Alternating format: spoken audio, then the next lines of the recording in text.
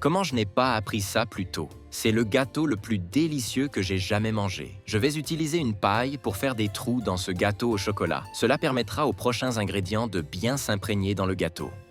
Je vais ajouter 2 tasses de lait condensé sucré. Le point fort de cette recette, c'est qu'elle peut être préparée rapidement et avec peu d'ingrédients. Je vais aussi ajouter une tasse de crème fraîche épaisse. Je vais bien étaler à l'aide d'une cuillère. La saveur de cette recette séduit tout le monde, c'est inratable.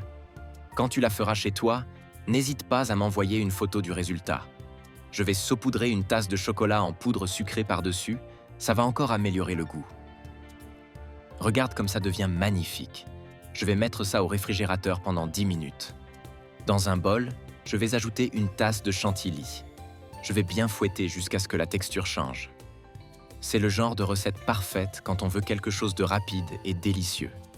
Le résultat est très joli, super présentable. Je vais ajouter une demi-tasse de cacao en poudre. Je vais bien mélanger tous ces ingrédients. Les ingrédients choisis sont riches en goût et en bienfaits pour la santé.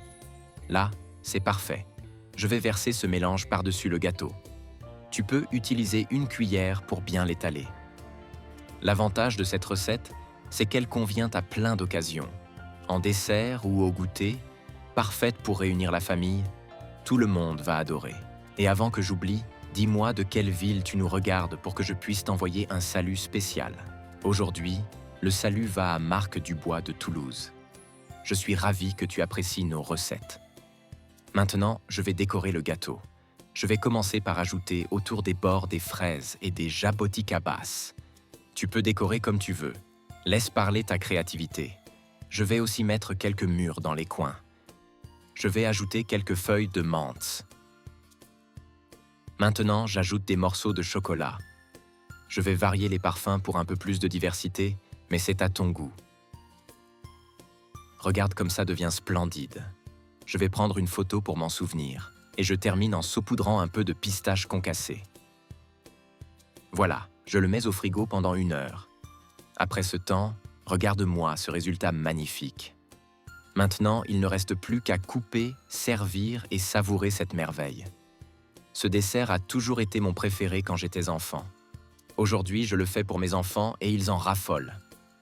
C'est tellement bon que ça va disparaître en un clin d'œil chez toi. Regarde cette apparence. Ça donne l'eau à la bouche rien qu'à voir. Avec une recette comme ça, tu séduis n'importe qui.